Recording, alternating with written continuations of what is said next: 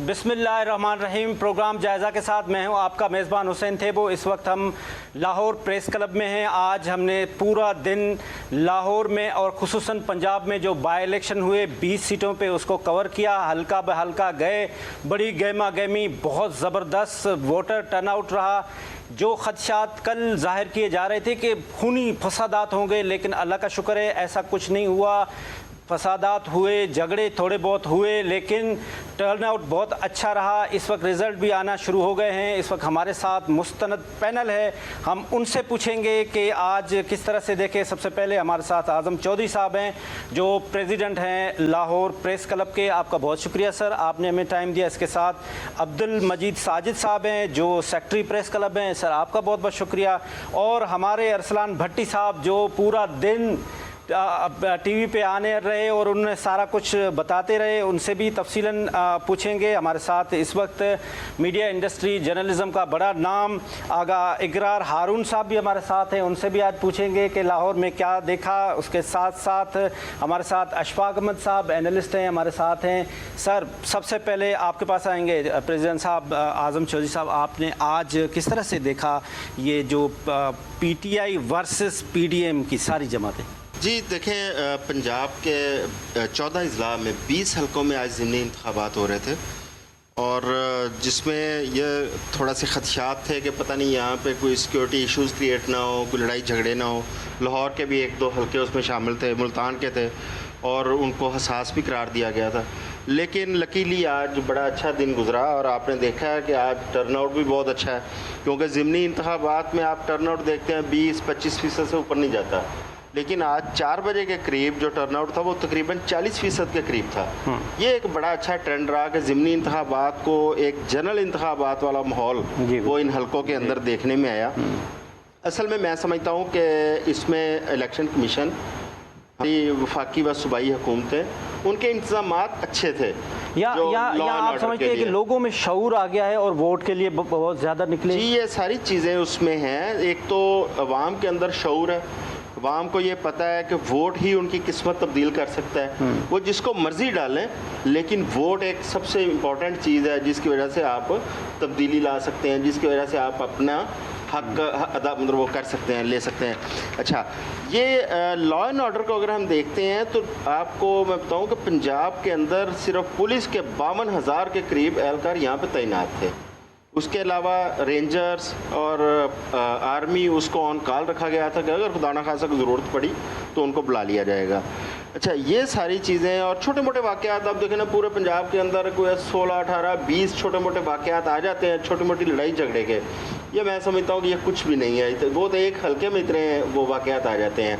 अब 158 जहाँ पे आप बैठे हैं, यहाँ जहाँ पे प्रेस क्लब है, इस हल्के में एक छोटा सा वाक़या हुआ। PTI और मुस्लिम लीग के एक आध वर्कर के आपस में झड़प जुड़प हुई।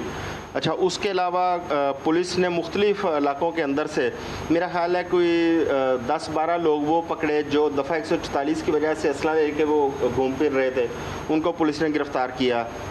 या मुजफ्फरगढ़ में हमें वो देखने में आया, शहबाज गिल साहब के साथ एक सिक्योरिटी थी उनकी, जिन्होंने जो यूनिफॉर्म पहनी हुई थी वो ऐसे लगता था जैसे FC की यूनिफॉर्म है, तो वो दफ़ा 144 की वजह से उनको गिरफ़्तार किया गया। इस किस्म के छोटे मोटे वाक़यात हमें देखने में आए।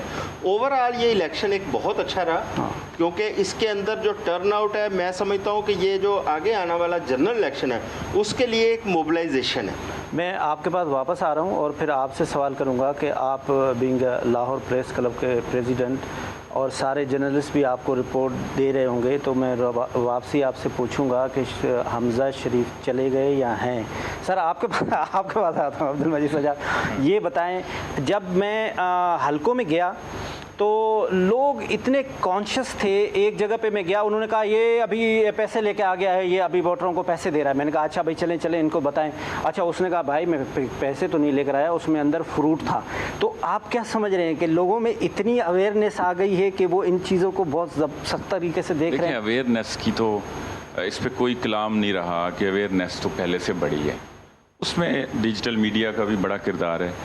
एक बड़ी खुशाइंद बात है कि हम अगर कोई सोशल मीडिया देखते हैं, सारा दिन हम स्क्रोलिंग कर रहे होते हैं, उसके ऊपर जितनी टेंशन थी और जितनी कशीदगी हमें वहाँ नज़र आती थी, ये अल्लाह का शुक्र है कि वो वहीं तक है, वो ग्राउंड पे नहीं। ग्राउंड पे नहीं था। ये आज के इलेक्शन ऐसे लग रहे थे, एक तो ये इसमें बहरहाल अपोजिशन का जो इस वक्त पीटीआई है, हाँ। उसका बड़ा किरदार है जिसमें इमरान खान की समझ आती है कि उन्होंने इस इलेक्शन को ज़िमनी इलेक्शन नहीं बनाया, ये आम इलेक्शन का तासुर दे दिया है। ये पहली दफ़ा नज़र आ रहा है, ये पहली दफ़ा ऐसा हुआ है कि ये वाकई ऐसा लग नहीं रहा। एक तो उसकी बड़ी वजह ये है कि इस इलेक्शन के ऊपर पूरा पंजाब की हुकूमत का दारोमदार है। ये इस वजह से भी इस पे सारी पार्टियां जो हैं वो ज़ोर लगा रही हैं, लेकिन इसमें उनका भी बड़ा किरदार है कि उन्होंने मुतहर्रिक किया अपने वर्कर्स को, और पूरे हर हलके में वो जिस तरह उन्होंने जा के मोबिलाइज़ किया है, तो मैं समझता हूँ ये अच्छी रवायत है। कोई भी अपोजिशन हो उसको इसी तरह अपना किरदार अदा करना चाहिए। अपोजिशन का ये किरदार होगा तो वो हुकूमतों को जो है ना काम करने का और उन पे चेक एंड बैलेंस रखने का वो एक बेहतरीन ज़रिया है। ये हमारी कोई भी अपोजिशन हो उसको फ्रेंडली अपोजिशन की बजाय इसी तरह की अपोजिशन जो है वो करनी चाहिए। तो जहाँ तक शऊर की बात है, शऊर आहिस्ता आहिस्ता बढ़ता जा रहा है और उसमें बड़ा हमारा सोशल मीडिया का किरदार है, मीडिया का भी किरदार है। तो वो आहिस्ता आहिस्ता अब जो है ना उसमें इजाफा होता जा रहा है और उसकी वजह से ही आज जो है ना वो खून खराबा नहीं हुआ, दंगे फसाद नहीं हुए। तो ये शऊर होने की बेहतरीन। अच्छा भट्टी साहब, आज आप पूरा दिन ग्राउंड पे भी रहे। अगर मैं बात करूं कि हमारे अगर सिंध में तो वहाँ पे इलेक्टेबल होता है, उसके पास पहले अपने 25,000 20,000 अपने वोट होते हैं, उसके बाद वो कोई भी टैग लगा देता है, पीपल्स पार्टी का लगाए तो फिर तो उसको कोई मसला ही नहीं होता। लेकिन यहाँ पे ये जो कल बातें हुई कि पैसे चले और NIC और उसके बाद इसमें कितनी सदाकत है? आप ग्राउंड पे गए, हर बंदे से वोटर से भी मिले आप। हुसैन साहब देखें, बात ये है वो पैसे तो देखें, कौन सा ऐसा इलेक्शन है पाकिस्तान की तारीख में जिसमें पैसे नहीं खर्च होते। अब बड़ी अजीब सी बात है कि कैंडिडेट के लिए MPA के लिए है जी कि 25 लाख और MNA के लिए शायद थोड़े से ऊपर है इससे। लेकिन मामला ये है कि अगर आप इश्तहार ही काउंट कर लें किसी भी हलके में जाकर तो वो तकरीबन मेरा ख्याल है कोई 50-60 लाख से कम रुपए के इश्तहार नहीं होते। लेकिन उनके नीचे लिखा होता है सपोर्टर हुसैन अहमद या सपोर्टर अरसलान भट्टी। तो वो कहते जी ये तो उसने छुपाए हैं, मैंने तो नहीं छुपाए हैं, पैसे चाहे मैं ही दे रहा हूँ। दूसरी बात, जो पैसों की बात, जो शिकायत हमने सुनी देखी, वो एक नज़ीर चौहान साहब की फुटेज आई, वो उस बंदे का कहना था जी कि मैंने इनके बैनर छापे थे, मेरी पेमेंट रहती थी पेंडिंग, तो मैं इनसे लेने के लिए आया हूँ। उसके बाद उसने बयान भी दिया। बात यह है कि हमें देखें, सोशल मीडिया के ऊपर बहुत सारी ऐसी चीज़ें हैं जो गलत होती हैं, हम उनको बढ़ा चढ़ा के पेश करते हैं, ये नहीं होना चाहिए। हमें कुछ ना कुछ कहीं ना कहीं जिम्मेदारी का मुजाहरा ग्राउंड पे आज आपको बड़ी सेंसिटिविटी मिली जब हम ग्राउंड पे जा रहे थे, तो आप क्या समझते हैं कि वहाँ पे मतलब जो सोशल मीडिया पे दिख रहा था वो कुछ और था, लेकिन ग्राउंड पे हम जा रहे थे तो ट्रांसपेरेंटली एक से एक आदमी देख रहा था, इवन हमारे जो इंस्टीट्यूशन थे वो भी बड़े विजिलेंट थे। आपने कैसे पाया? देखें, आप ये कहें कि जी धांधली हो गई या किसी ने पैसे लेकर वोट डाला है तो वो उसका अपना फेल तो है, लेकिन वहाँ धांधली के चांसेस इसलिए नहीं है और पैसे लेने के चांसेस या पैसों के चांसेस इसलिए बहुत रेयर हो सकते हैं कि जो होना था वो 2-4 दिन पहले हो चुका था। आज किसी जगह पे भी ना तो कोई शनाख्ती कार्ड किसी का गलत था, हाँ कुछ ब्लॉक कोड्स के ऊपर मसला आया कि जी अगर वो इस पोलिंग स्टेशन में A पोलिंग स्टेशन है तो उसमें नहीं है, उसका D में निकल आया वोट, तो उसने थोड़ा शोर मचाया। अदरवाइज़ ट्रांसपेरेंसी के ऊपर किसी बंदे ने, मैं तहरीक इंसाफ के लोग, सुबह फवाद चौधरी साहब ने सुबह पहले उठाया, इशारा दिया और उन्होंने उस पर एक नुक्ता उठाया जी कि इलेक्शन कमीशन ये कर रहा है वो कर रहा है, लेकिन बाद में किसी हमाद अजहर से ले लें, फवाद चौधरी भी बाद में बोले, उसके बाद शफकत महमूद साहब बोले, उसके बाद जमशेद चीमा साहब बोले, मसरत चीमा साहिबा बोली, डॉक्टर यास्मीन राशिद साहब बोली। कोई ऐसा बंदा नहीं जिसने ये कहा जी कि धांधली है हो रही है या हमें वोट नहीं डालने दिया जा रहा। कोई PTI का, चूँकि ये PTI का इल्ज़ाम था ना, नून लीग वाले तो कह रहे थे जी हम तो शफाफ इलेक्शन करा रहे हैं, लेकिन उसमें से किसी PTI के किसी एक रहनुमा ने भी पूरे दिन सवाए एक वाक़े के जिसका आपने जिक्र किया, PP 158 पोलिंग स्टेशन नंबर वो 40 था, धर्मपुरे का जो इरिगेशन डिपार्टमेंट का ऑफिस बना हुआ था, वहाँ पर ज़रूर हुआ। जमशेद चीमा साहब वहाँ पे लड़ाई करके उनके साथ, वो भी वजह यह आई कि उनके साथ कारकुन अंदर जा रहे थे और पुलिस ने उनको, कानून नाफिज करने वाले इदारों को इलेक्शन कमीशन की जानिब से हिदायत थी कि आपने किसी गैर मुतल्लका आदमी को नहीं जाने देना जिसके पास कार्ड नहीं है।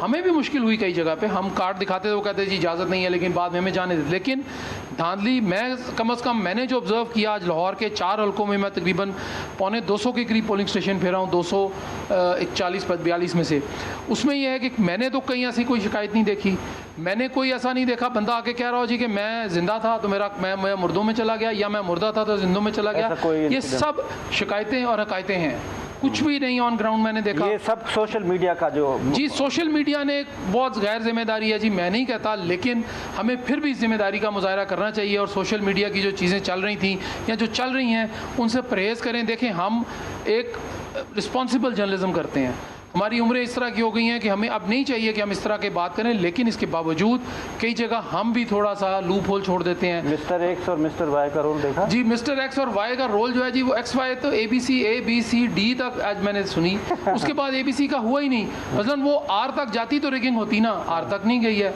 फिर उसके बाद उन्होंने कहा जी कि X तक जाएगी, X तक भी नहीं गई।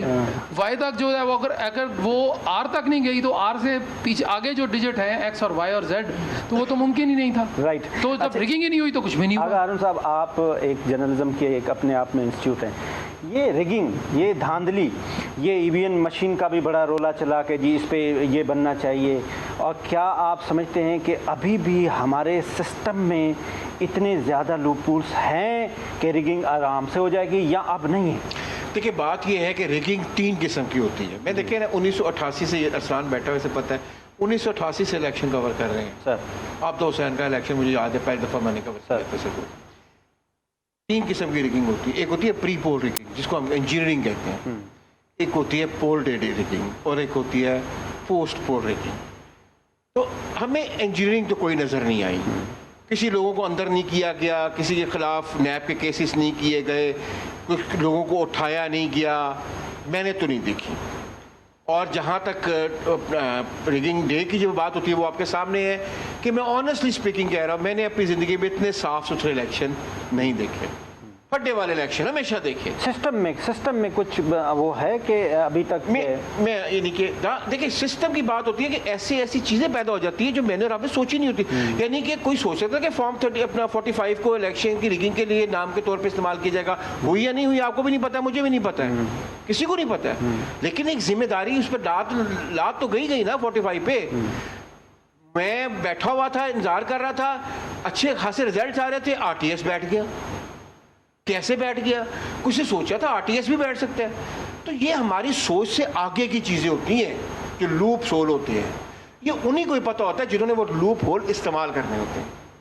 हम तो जर्नलिस्ट हैं, हम तो प्री इलेक्शन रिगिंग देख सकते हैं, इलेक्शन डे रिगिंग देख सकते हैं, पोस्ट का तो हमें भी नहीं पता था कि क्या क्या चीज़ें इल्ज़ाम। देखिए, मैं फिर ये कह रहा हूँ, इल्ज़ाम तो लगे ना जी फॉर्म 45 के ऊपर या RTS के बैठने पे।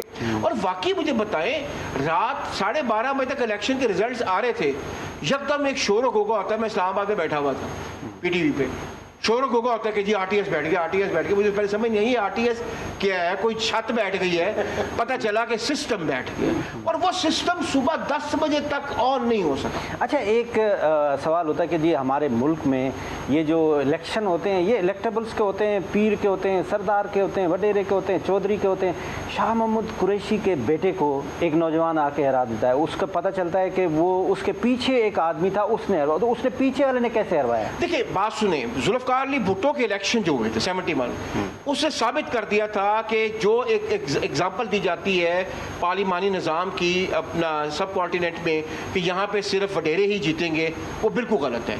मुझे अच्छी तरह, यानी कि मैं स्टूडेंट हूँ अपना पॉलिटिकल साइंस का और हिस्ट्री का और फिलॉसफी का, मैं जानता हूँ कि लाहौर के अंदर से नाई जो बाकायदा शेप बनाते थे वो MNAs बने थे जुल्फ़िकार अली भुट्टो के ज़माने में। ऐसी बात कोई नहीं है। अगर दम हो आपके लीडर में और कैंडिडेट में दम हो, तो हमने तो यहाँ पे बुरश उल्टे देखते हैं।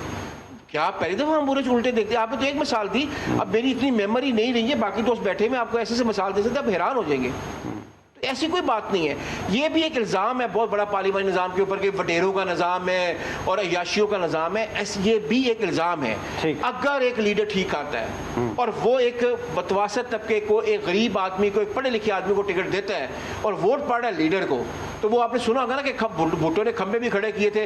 और हराया किसको था? मैं नाम नहीं लेना चाहता, उनके बेटा इलेक्शन लड़ रहे हैं, लाहौर से लड़े थे, मैं नाम नहीं लेना। इतने बड़े बुर्ज, यानी कि कोई सोच सकता था इचरे में अराइयों को हराया जा सकता है, और वो भी इस लेवल के अराइयों को हराया जा सकता है जिसकी कोठी मेन फिरोजपुर रोड के ऊपर 15 कनाल में फैली हुई थी। हराया किसी ने हराया? एक शेख मोहम्मद रशीद आदमी नामी ने, जो कि जिसकी एक लाइब्रेरी की दुकान थी, यानी कि दुकान थी, किताबें बेचने की एक लाइब्रेरी थी साथ, हराया जनाब। पीर पगारों को ऐसे आदमी ने हराया, परवेज अली शाह ने, जो उसने पीपल्स पार्टी छोड़ के 1000 वोट लिया। अच्छा, उसके बाद बेगम गुलजार ने नहीं हराया? यहाँ तो वो तो इलेक्शन मैंने कवर किया 88 का। ऐसी बात कोई नहीं है, ये इल्जामात है, ये जो लोग नफरत करते हैं ना पार्लिमानी निज़ाम के साथ और पाकिस्तान के 1973 कॉन्स्टिट्यूशन के साथ, ये उस किस्म के इल्जामात लगाते हैं। आज भी लीडर में दम होना चाहिए, लीडर को पता हो कि मैं लेके कहाँ जा रहा हूँ। लोग जाते हैं। हसन निसार साहब कहते हैं भाई जिसका छत नहीं अपना, जिसके नीचे ज़मीन अपनी नहीं है, उसका वोट किस चीज़ का? देखिए, बात यह है कि मैं उनके ऊपर कमेंट नहीं करूंगा, उनकी अपनी एक फॉलोअरशिप है, सब भी है। मैं ये आज भी मानता हूँ, मैं यकीन रखता हूँ कि अगर आपकी लीडरशिप पे क्वालिटी है और आपका लीडर अगर फैसला करता है कि मैंने एक खास किस्म के पढ़े लिखे लोग या एक खास किस्म के जाहिल लोग या खास किस्म के फ्रॉड लोग या खास किस्म के बदमाश लोग लेकर आने, तो वो लीडर ले आता है। बिल्कुल सही बात करें। अशफाक साहब, आज आपने इलेक्शन देखा लाहौर में, क्या वाकई आप समझते हैं कि ये रिजीम चेंज था और ये जो रिजीम चेंज का बेनिफिट ये खान साहब को मिल रहा है और वाकई लोग समझ रहे हैं कि ये अमेरिकन लॉबी का हमारे ऊपर काबिज होने जा रहे हैं और जिसकी वजह से ये निकले हैं और वोट दे रहे हैं?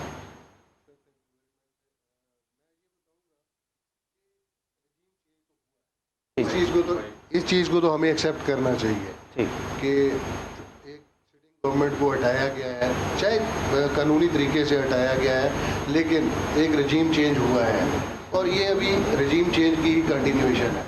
बाकी पोलिंग डे के ऊपर और आज हल्कों के ऊपर तो मेरे दोस्त अहबाब ने, पूरे पैनल ने बड़ी अच्छी बातें की कि जिस तरह का हम फोर्सी कर रहे थे कि ये खून रेजी होगी और जिस तरह की हाइप क्रिएट हुई थी, दोनों साइड्स फुल चार्ज थी, मॉब चार्ज था, तो कि कोई ना कोई इस तरह का वो होगा, फड्डे होंगे, खून रेजी होगी, तो अल्हम्दुलिल्लाह वो चीज़ें बड़ा स्मूथली गई। ये एक बड़ा पॉजिटिव, ये एक बहुत पॉजिटिव है कि इससे हम ये अंदाज़ा लगा सकते हैं कि लोगों में अवेयरनेस है और लोग मोबिलाइज भी हुए हैं, बाहर भी आए हैं और उन्होंने आके वोट कास्ट भी किया है।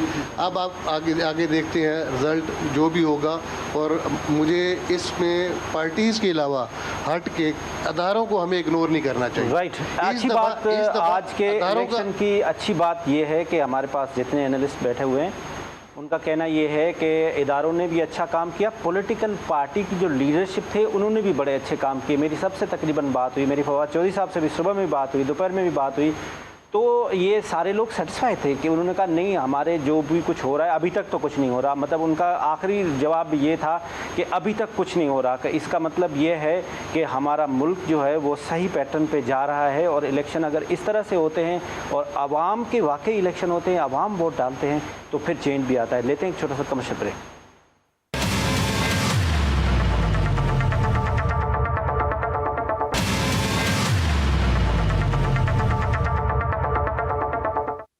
वेलकम बैक नाजरीन। इस वक्त हम लाहौर में हैं, लाहौर प्रेस क्लब में हमारे साथ मुस्तनद पैनल है।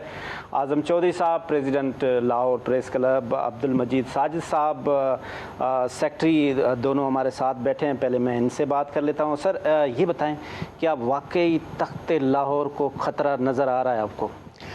देखें, ये जो आज ज़िमनी इलेक्शन है, ये पाकिस्तान की सियासी तकदीर में एक बड़ा इम्पोर्टेंट इसका रोल है। इसको आप सिर्फ पंजाब की हद तक ना देखें, इस इलेक्शन के रिजल्ट्स वो वफाक के भी वो उसका असरअंदाज होंगे, बल्कि पूरे पाकिस्तान की सियासत पे वो असरअंदाज होंगे। लोग तो कह रहे हैं कि जो 2023 का इलेक्शन है वो भी जी, बल्कि मैं समझता हूँ कि आने वाले जो इंतखाबात हैं उनका जो उसकी डेट का, उनके वक्त का तयन भी इन इंतखाबात पर मुनहसर है। ठीक। असल में आप थोड़ी सी इसकी काउंटिंग की तरफ आएँ कि किस पार्टी के पास कितनी सीटें थी। अगर हम उस पर थोड़ा गौर करते हैं तो चीज़ें बड़ी गंभीर और कंफ्यूज्ड हैं। सर, आप देखें कि मुस्लिम लीग नून के पास 177 इत्तेहादी मिला के 177 टोटल सीटें थी, जबकि पीटीआई के पास 100 इत्तेहादी मिला के, काफली मिला के 168 थी। पीटीआई को 5 रिजर्व सीटें मिल गई, 172 हो गई।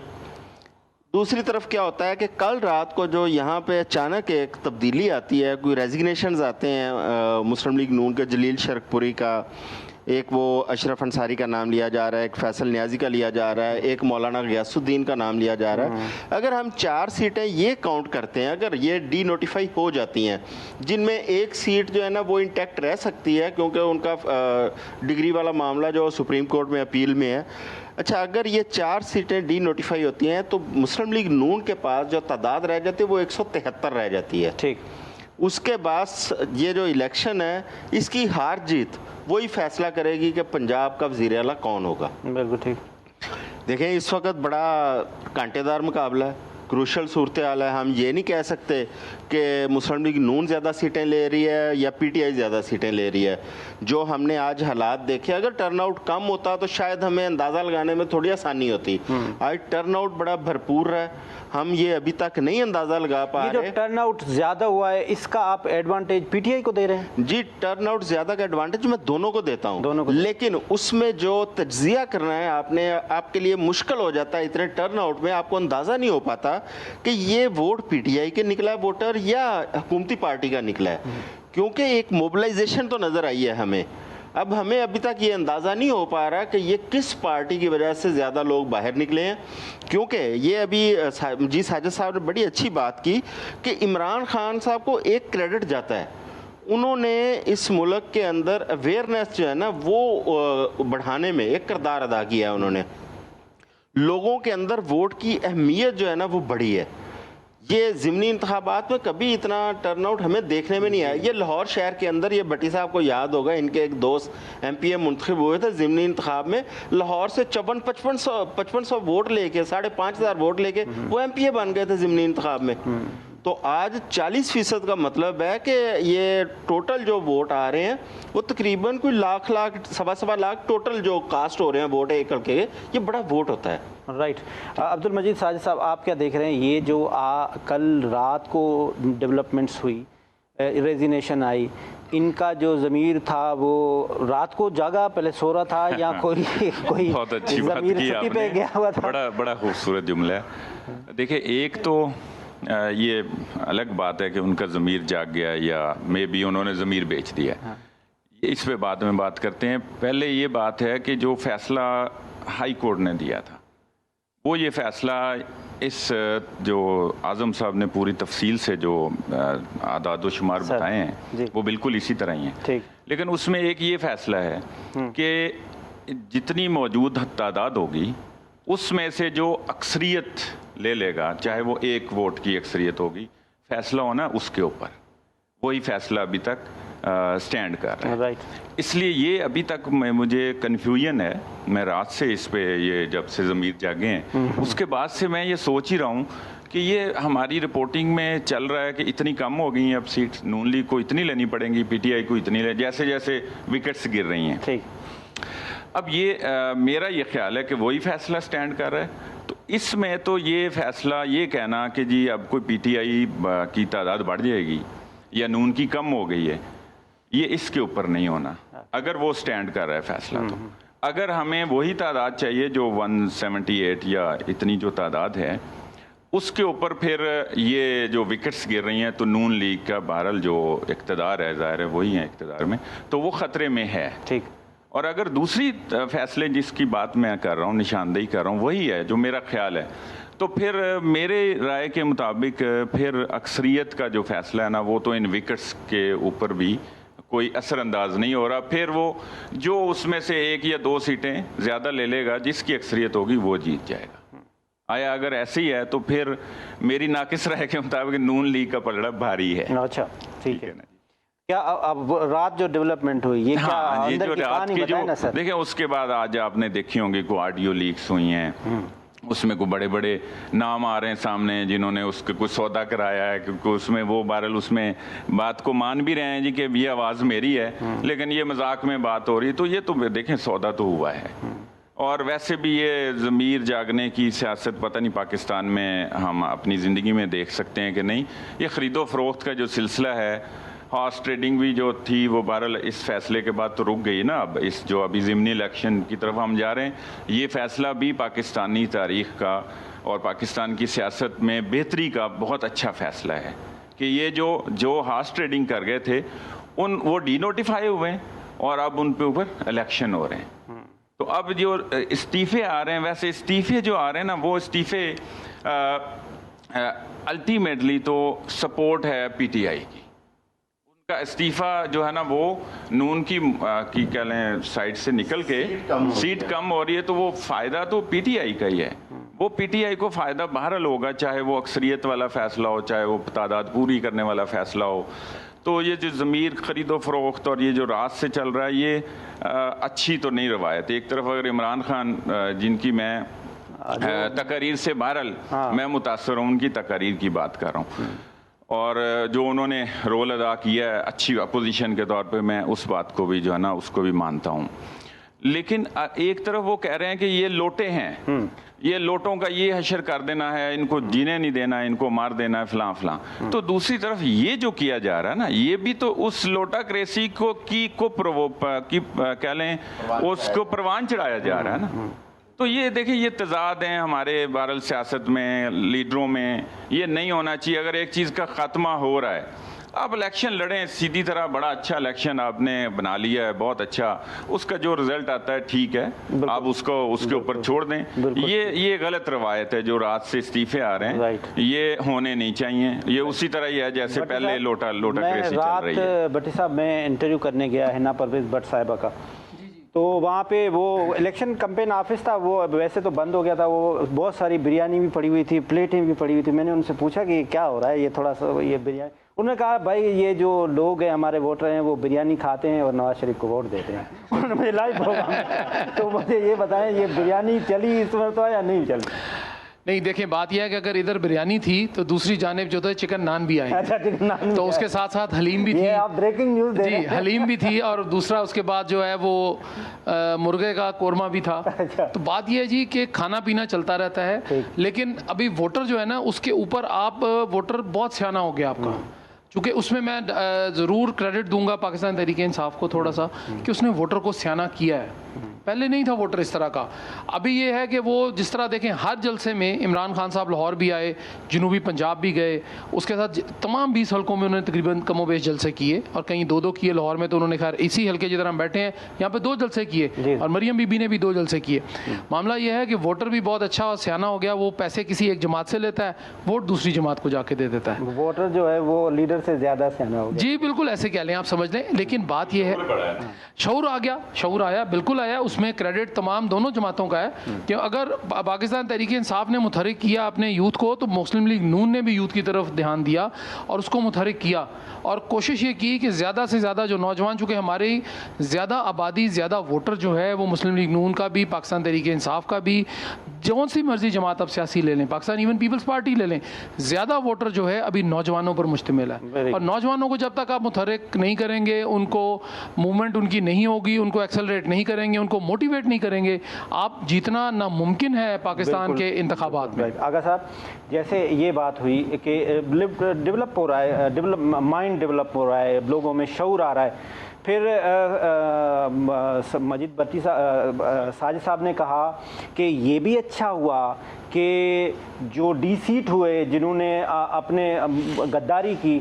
लेकिन अगर देखा जाए कि ये जो 62 और 63 है, इसमें तो ये लिखा हुआ है कि आप गुनाहगार भी नहीं होने चाहिए। तो वाकई ऐसा भी कानून होना चाहिए या इसको भी चेंज करना चाहिए? अब गुनाहगार कैसे, केवल किसको पता है मैं गुनाह?